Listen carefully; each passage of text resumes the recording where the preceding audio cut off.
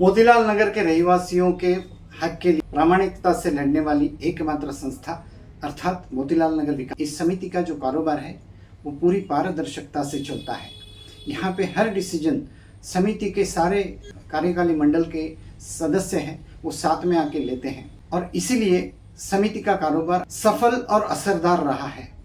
ये श्रेय आप लोगों को ही जाता है, क्योंकि कुछ लोग हमसे पूछते हैं कि मोतीलाल नगर समिति का बाप कौन है, तब हम उनको बताते हैं मोतीलाल नगर विकास समिति के माए बाप ये हमारे रहवासी है और इतनी बड़ी पैमाने पे वो हमारे साथ आते हैं, उनके हक की लड़ाई लड़ने के लिए हमारा समर्थन करते हैं। तो साथियों, सबसे पहले तो आप सभी का मैं धन्यवाद देना चाहूँगा, आप सभी का मैं शुक्रगुजार हूँ।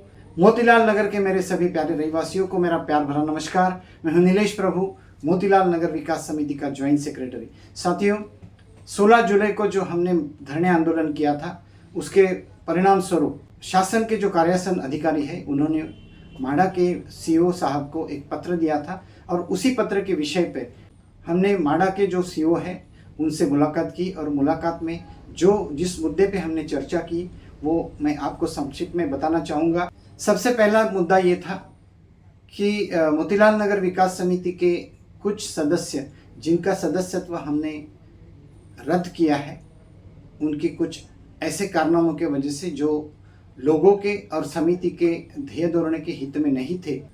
ये कुछ लोग हैं जो माडा को और राज्य शासन को कुछ गलत रिप्रेजेंटेशन दे रहे थे, जो मोतीलाल नगर विकास समिति के विचार नहीं हैं। ऐसे कुछ चीज़ें हो रही थी, मोतीलाल नगर विकास समिति के पुराने लेटर हेड पे ये चीज़ें दी जा रही थी। तो इसके बारे में हम सम्मानीय सीओ साहब को लिखित स्वरूप में निवेदन दिया है। दूसरा हमारा अति महत्व विषय जो था हमारी मांगों के बारे में, इस बारे में जो चर्चा हुई उसमें पहला मुद्दा था कार्यासन अधिकारी जो अहवाल के बारे में बात कही है उसके बारे में उनका क्या कहना है, तो उन्होंने कहा उस पर हम कार्रवाई करेंगे। दूसरा जो मुद्दा था हमारा हमें मिलने वाला कारपेट एरिया है उसके बारे में था। सीओ साहब ने कहा कि हमने हमारी तरफ से माडा के धोरण के तहत जो कैलकुलेशंस करने थे वो राज्य शासन को दिए थे, मगर जीआर निकालने का अधिकार राज्य शासन का है। उनके अधिकार में उन्होंने जो जीआर निकाला उसी के तहत हमको टेंडर निकालना पड़ा। तो अगर आपको उसमें कुछ बदलाव चाहिए तो आपको राज्य शासन को अप्रोच करना पड़ेगा। तीसरा जो मुद्दा था कि मोतीलाल नगर विकास समिति ने आर्किटेक्ट के द्वारा जो फिजिबिलिटी रिपोर्ट बनाया है वो हमने आपको सदर किया। उस पर उन्होंने बताया कि ऐसे अगर 10 समितियाँ आके 10 अहवाल देते हैं तो उस पर हम विचार नहीं कर सकते, लेकिन आपने सादरीकरण किया है तो उसका हम जरूर विचार करेंगे। प्रोराटा एरिया के बारे में जब हमने बताया कि हमने वीपी साहब को एक लेटर दिया था, हालांकि ये आपकी और वीपी साहब की जिम्मेदारी है, तो वो लेटर हमने साथ में रखा है, तो उन्होंने कहा हम उस पर गौर करेंगे। फिर जो अहम मुद्दा था वो था कि मास्टर प्लान का प्रेजेंटेशन, तो उसके बारे में उन्होंने कहा गणेश चतुर्थी के बाद हम इस मास्टर प्लान का प्रेजेंटेशन लोगों के सामने करेंगे।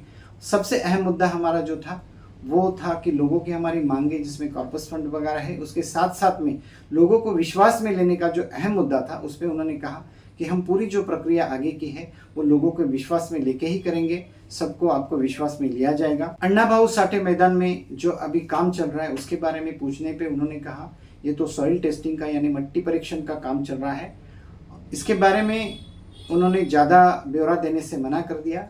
इसी तरह हमारे प्रतिनिधि मंडल में उनसे कई सवाल किए, उन्होंने जवाब दिए। हमें आगे की लड़ाई लड़नी पड़ेगी, उसके बारे में हम राज्य शासन सम्मानीय मुख्यमंत्री इनके साथ पत्र व्यवहार करेंगे और आगे की रणनीति क्या होगी, आगे क्या हमें कार्रवाई करनी, उसके बारे में आपको समय समय पर जानकारी देते रहेंगे।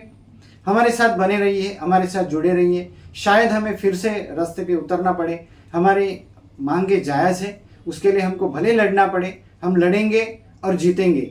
धन्यवाद। जय हिंद, जय महाराष्ट्र।